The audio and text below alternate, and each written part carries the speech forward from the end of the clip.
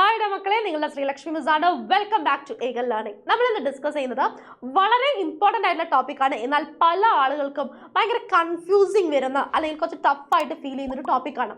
ഇത് നമുക്ക് എന്ത് ചെയ്യാം, സിമ്പിൾ ട്രിക്സ് ഉപയോഗിച്ചിട്ട് ഈസി ആയിട്ട് പഠിച്ചെടുക്കാം കേട്ടോ. ഇന്നത്തെ ക്ലാസ്സിൽ നമ്മൾ എന്ത് ചെയ്യും, ഇതേപോലത്തെ 3 ടോപ്പിക്സ് ആണ് നമ്മൾ ഡിസ്കസ് ചെയ്യാൻ പോകുന്നത്. അതിൻ്റെ മുന്നേ ഒറ്റ കാര്യം ചോദിച്ചോട്ടെ, ഒരു ടോപ്പിക്ക് നിങ്ങൾക്ക് ടഫായി കഴിഞ്ഞാൽ നിങ്ങൾക്ക് അത് പഠിക്കാൻ പറ്റുമോ? നമ്മൾ എടുക്കുമ്പോൾ തന്നെ എന്താ പറയുക, ടഫാണ്, പഠിക്കാൻ പറ്റില്ല, നമ്മളെ കൊണ്ട് സാധിക്കത്തില്ല, ശരിയാവില്ല, എത്ര പഠിച്ചിട്ടും കാര്യമില്ല, ടഫാണെന്ന് പറഞ്ഞു കഴിഞ്ഞാൽ it will be A tough one. അതിന് നമ്മൾ എന്താണ് ചെയ്യേണ്ടത്, പഠിക്കുന്ന മെത്തേഡിൽ ചെറിയൊരു വ്യത്യാസം കൊണ്ടുവരാം, അല്ലെങ്കിൽ നമ്മുടെ മെന്റാലിറ്റി ഒന്ന് മാറ്റിയിടാം. ടഫാണെന്ന് പറഞ്ഞു കഴിഞ്ഞാൽ അത് ടഫാണ്, നേരെ മറിച്ച് നമ്മൾ എന്ത് ചെയ്യണം, നമ്മളെ കൊണ്ട് പഠിക്കാൻ പറ്റും. പഠിക്കാൻ പറ്റാത്തതായിട്ടുള്ള ഒരു വസ്തുവും എവിടെ തരില്ല, നമ്മുടെ ടെക്സ്റ്റ് ബുക്കിൽ തരില്ല. നിങ്ങളൊന്ന് വിചാരിച്ചു കഴിഞ്ഞാൽ, നിങ്ങളൊന്ന് മെനക്കെട്ട് കഴിഞ്ഞാൽ നിങ്ങളെ കൊണ്ട് പഠിക്കാൻ പറ്റാത്തതായിട്ടുള്ള ഒരു കാര്യം ഈ ലോകത്തില്ല. അപ്പം നമ്മൾ ആദ്യം എന്ത് ചെയ്യണം, നമ്മുടെ മെന്റാലിറ്റിയിൽ പോസിറ്റീവായിട്ട് തിങ്ക് ചെയ്യപ്പെടും. നിങ്ങളെ കൊണ്ട് സാധിക്കും, നിങ്ങളെ കൊണ്ടേ സാധിക്കുള്ളൂ. അതേപോലെ തന്നെ വേണമെങ്കിൽ പഠിക്കുന്ന സമയത്ത് നിങ്ങൾക്ക് എന്ത് ചെയ്യാം, വേണമെങ്കിൽ ബൈ ഹാർട്ട് സ്റ്റഡിയുടെ പകരം നിങ്ങൾക്ക് വായിച്ച് പഠിക്കാം, എഴുതി പഠിക്കാം, അല്ലെങ്കിൽ ട്രിക്സും ടിപ്സും ഉപയോഗിച്ച് നിങ്ങൾക്ക് പഠിക്കാം, അല്ലെങ്കിൽ എന്ത് ചെയ്യാം, നിങ്ങളുടെ ഓൺ ഐഡിയക്ക് അനുസരിച്ച് മൈൻഡ് മാപ്പിംഗ് പോലെയോ ഫ്ലോ ചാർട്ട് പോലെയോ ഒക്കെ ചെയ്ത് നിങ്ങൾക്ക് പഠിച്ചെടുക്കാവുന്നതേ ഉള്ളൂ.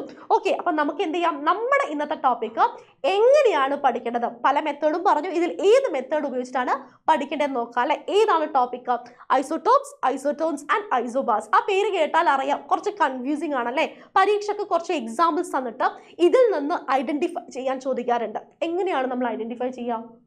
കാണുമ്പോൾ പല എലമെന്റുകളുണ്ട്, ഒരേ എലമെന്റുകളുണ്ട്, മാസ് നമ്പേഴ്സ് തന്നിട്ടുണ്ട്, അറ്റോമിക് നമ്പർ തന്നിട്ടുണ്ട്, ഐസോടോപ്പ്, ഐസോട്ടോൺ, ഐസോബാർ. അയ്യോ, ഞാൻ ഡെഫിനേഷൻ ഒക്കെ ബൈ ഹാർട്ട് പഠിച്ചു, പക്ഷേ എനിക്ക് പെട്ടെന്ന് ഓർമ്മ കിട്ടുന്നില്ല, കൺഫ്യൂസ്ഡ് ആവുന്നു. ബൈ ഹാർട്ട് പഠിച്ചു കഴിഞ്ഞാൽ നമ്മൾ മറന്നു പോകാനുള്ള ചാൻസ് കൂടുതലാണല്ലേ. അപ്പം നമുക്ക് എങ്ങനെ പഠിക്കാം എന്ന് നോക്കാം കേട്ടോ. ആദ്യം എന്ത് ചെയ്യാം, ഐസോടോപ്പിന്റെ ഡെഫിനേഷൻ ഒന്ന് കണ്ടു നോക്കാം. എന്താണ് പറയുന്നത്, atoms of same element having same atomic number but different mass number ആണല്ലേ. എന്താണ്, ഒരേ അറ്റോമിക് നമ്പറും വ്യത്യസ്ത മാസ് നമ്പറുമുള്ള ഒരേ മൂലകത്തിന്റെ വ്യത്യസ്ത ആറ്റങ്ങളെയാണ് നമ്മൾ എന്തെന്ന് പറയുന്നത്, യെസ്, നമ്മൾ ഐസോടോപ്പുകൾ എന്ന് പറയുന്നത്. ഇവിടെ നമുക്ക് കൺഫ്യൂഷൻ വരുന്നത് എന്താണ്, ഐസോടോപ്പ് ഈശ്വര മാസ് നമ്പർ ആണോ സെയിം, അറ്റോമിക് നമ്പർ ആണോ സെയിം, മറന്നുപോയി. ഇതിൽ ഏതോ ഒന്നാണ് സെയിം എന്ന് നിങ്ങൾക്ക് അറിയാം. നിങ്ങൾ ആലോചിക്കേണ്ടത് സിമ്പിൾ ആയിട്ട് ആലോചിക്കാം. ഐസോടോപ്സിൽ ആരുണ്ട്, പി ഉണ്ട് അല്ലേ. ആരാണ് പി എന്ന് പറയുന്നത് പ്രോട്ടോണുകളുടെ എണ്ണമാണെന്ന് വിചാരിക്കുക. നമ്പർ ഓഫ് പ്രോട്ടോൺസിനെയാണ് നമ്മൾ എന്ത് പറയുന്നത്, അറ്റോമിക് നമ്പർ എന്ന് പറയുന്നത്. അപ്പൊ അവിടെ സെയിം വരുന്നത് ആരാണ്, അറ്റോമിക് നമ്പർ ആണ് സെയിം വരുന്നത്. ഐസോടോപ്സ് എന്ന് പറഞ്ഞാൽ എന്താണ്, സെയിം അറ്റോമിക് നമ്പർ ആണ്. ഇവിടെ ഒരു എക്സാമ്പിൾ നോക്കിക്കും നിങ്ങൾ, താഴെ തന്നിരിക്കുന്നത് എല്ലാം എന്താണ്, ഈ താഴെ തന്നിരിക്കുന്ന നമ്പേഴ്സ് എല്ലാം അറ്റോമിക് നമ്പർ ആണ്, നമ്പർ ഓഫ് പ്രോട്ടോൺസ് ആണ്, അതെല്ലാം എന്താണ്, സെയിം തന്നെയാണല്ലേ. എന്നാൽ മുകളിൽ തന്നിരിക്കുന്ന നമ്പർ മാസ് നമ്പർ ആണ്, it is having different mass number. ഇവർക്ക് പേരുമുണ്ട്. H11 നമ്മൾ എന്താണ് പറയുന്നത്, protium, H12 deuterium and H13 എന്താണ്, ട്രിഷ്യം ആണ് കേട്ടോ. ഇവിടെ നമുക്ക് അതിൻ്റെ അകത്ത് അടങ്ങിയിരിക്കുന്ന പ്രോട്ടോണുകളുടെ എണ്ണവും ന്യൂട്രോണുകളുടെ എണ്ണവും ഇലക്ട്രോണുകളുടെ എണ്ണവും എല്ലാം എന്ത് ചെയ്ത് തന്നിട്ടുണ്ട്, ഇവിടെ നമ്മുടെ ആറ്റം മോഡലിൽ തന്നിട്ടുണ്ട് അല്ലേ. ജസ്റ്റ് നിങ്ങൾക്ക് അറിഞ്ഞിരിക്കാൻ വേണ്ടി തന്നു എന്നേ ഉള്ളൂ. അപ്പം നമ്മൾ എന്ത് കണ്ടു, നമ്മൾ ഐസോടോപ്പിനെ പഠിക്കാൻ എളുപ്പ വഴി കണ്ടു. ഐസോടോപ്സ്, പി ഉണ്ട്, പി എന്ന് പറയുന്നത് നമ്പർ ഓഫ് പ്രോട്ടോൺസ് ആണ്, നമ്പർ ഓഫ് പ്രോട്ടോൺസ് എന്ന് പറയുന്നത് അറ്റോമിക് നമ്പർ ആണ്. അപ്പോൾ അവിടെ സെയിം വരുന്നത് എന്താണ്, അറ്റോമിക് നമ്പർ ആണ് സെയിം വരുന്നത്. കുറച്ച് ഇമ്പോർട്ടൻ്റ് ആയിട്ടുള്ള ഐസോടോപ്പുകളും അവരുടെ യൂസസും ഇവിടെ തന്നിട്ടുണ്ട്. First one iodine 131. എവിടെയാണ് നമ്മൾ ഉപയോഗിക്കുന്നത്, തൈറോയ്ഡ് ഗ്ലാൻഡിന്റെ ഫംഗ്ഷനിങ്ങും അതുപോലെ തന്നെ ട്രീറ്റ്മെന്റിനുമാണ് ഉപയോഗിക്കുന്നത്. Next one carbon 14. എപ്പോഴും ചോദിച്ചു കാണുന്ന എക്സാമ്പിൾ ആണ്. It is to determine age of prehistoric objects. Okay, prehistoric അല്ലെങ്കിൽ പുരാതന വസ്തുവിന്റെ ഏജ് നിർണ്ണയിക്കാൻ നമ്മൾ ഉപയോഗിക്കാറുണ്ട്. സോഡിയം 24 എന്താണ്, യെസ്, നമ്മുടെ leakage in industrial pipelines. Okay, ലീക്കേജിന്റെ കണ്ടുപിടിക്കാൻ ഉപയോഗിക്കാറുണ്ട്. യുറാനിയം 235 എവിടെയാണ് ഉപയോഗിക്കുന്നത്, fuel in nuclear reactor, fuel ആയിട്ടാണ് നമ്മൾ ഉപയോഗിക്കുന്നത്. നെക്സ്റ്റ് വൺ കൊബാൾട്ട് 60 നമ്മുടെ മെഡിക്കൽ ഫീൽഡ് തന്നെയാണ് ഉപയോഗിക്കുന്നത്, ക്യാൻസർ ട്രീറ്റ്മെന്റിനാണ് ഉപയോഗിക്കുന്നത്. ഇനി അടുത്ത ഇതാണ് അയൺ 59 ടു ഡയഗ്നോസിസ്. ഇതാണ് അനീമിയ പോലത്തെ അസുഖങ്ങൾ ഡയഗ്നോസ് ചെയ്യാൻ വേണ്ടിയിട്ട് എന്ത് ഉപയോഗിക്കുന്നുണ്ട്, Fe എന്ന് പറയുന്നത് അയൺ ആണ്. അയണിന്റെ 59 Fe59 എന്ന് പറയുന്ന ഐസോടോപ്പ് ആണ് നമ്മൾ ഉപയോഗിക്കുന്നത്. സോ ഐസോടോപ്പ് സെറ്റ് ആണല്ലോ. ഈ എക്സാമ്പിൾസ് നിങ്ങൾ നിർബന്ധമായിട്ട് പഠിച്ചിരിക്കണം കേട്ടോ. ഇതിൽ നിന്നാണ് നിങ്ങൾക്ക് എന്ത് ചെയ്യുന്നത്, പരീക്ഷയ്ക്കും ചോദിക്കുന്നത്. ഇനി നമ്മൾ പോകുന്നത് യെസ് നെക്സ്റ്റ് എക്സാമ്പിളിലേക്കാണ്, ഐസോബാറിലേക്കാണ് അല്ലേ. ഐസോബാറിന്റെ എക്സാമ്പിൾസ് നിങ്ങൾ നോക്കിക്കേ, ആർഗണും പൊട്ടാസ്യം തന്നിട്ടുണ്ട്. എടാ, അറ്റോമിക് നമ്പർ ഇവിടെ സെയിം ആണോ, അല്ല, പകരം ഇവിടെ ആരാണ് സെയിം ആയിട്ടിരിക്കുന്നത്? മാസ് നമ്പർ ആണ് അല്ലേ. എന്താണ് പ്രത്യേകത? Atoms of different element with same mass നമ്പറിനെയാണ് നമ്മൾ എന്ത് പറയുന്നത്?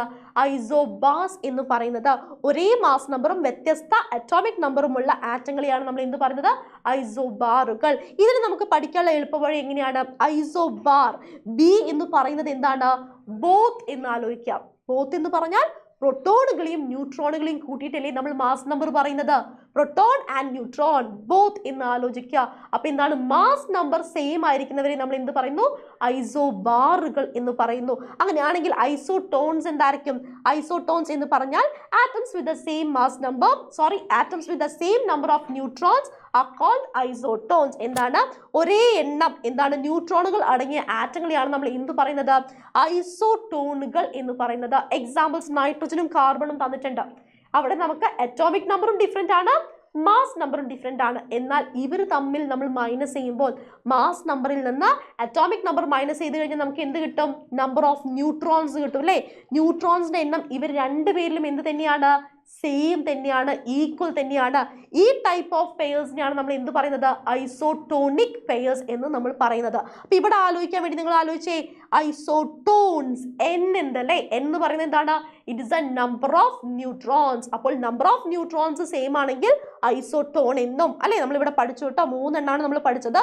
സിമ്പിൾ ട്രിക്സ് നമ്മൾ പഠിച്ചത്. ഐസോട്ടോപ്പ് എന്ന് പറഞ്ഞാൽ സെയിം നമ്പർ ഓഫ് പ്രോട്ടോൺസ് ആണ്, അതായത് സെയിം അറ്റോമിക് നമ്പർ ആണ്. ഐസോടോൺസ് എന്ന് പറഞ്ഞാൽ നമ്പർ ഓഫ് ന്യൂട്രോൺസ് സെയിം ആണ്. ഇനി ഐസോബാർ എന്ന് പറഞ്ഞാൽ എന്താണ്? B stands for both proton and neutron. Proton and ന്യൂട്രോണെ ഒന്നിച്ചിട്ടാണ് നമ്മൾ എന്ത് പറയുന്നത്? മാസ് നമ്പർ എന്ന് പറയുന്നത്. അപ്പം മാസ് നമ്പർ സെയിം ആണെങ്കിൽ അത് ഏത് കേസിലാണ് വരുന്നത്? ഐസോബാറിലാണ് വരുന്നത്. അങ്ങനെയാണെങ്കിൽ ഇവിടെ നമുക്ക് 3 എക്സാമ്പിൾസ് തന്നിട്ടുണ്ട്. ഇത് ഏതിന്റെ എക്സാമ്പിൾ ആയിരിക്കും? C612, C613 and C614. Atomic number ഇവിടെ സെയിം ആണ്, 6 ആണ്. അതായത് ഇത് ഐസോടോപ്സിന്റെ എക്സാമ്പിൾ ആണ്.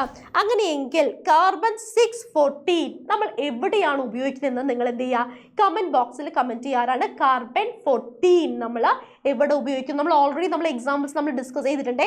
അതേപോലെ തന്നെ വേറൊരു എക്സാമ്പിൾ നിങ്ങൾക്ക് ഇവിടെ തരുന്നുണ്ട്. നിങ്ങൾക്ക് കുറച്ച് എക്സാമ്പിൾസിൽ നിന്ന് എന്ത് കണ്ടുപിടിക്കാനാണ് ചോദിച്ചിരിക്കുന്നത്?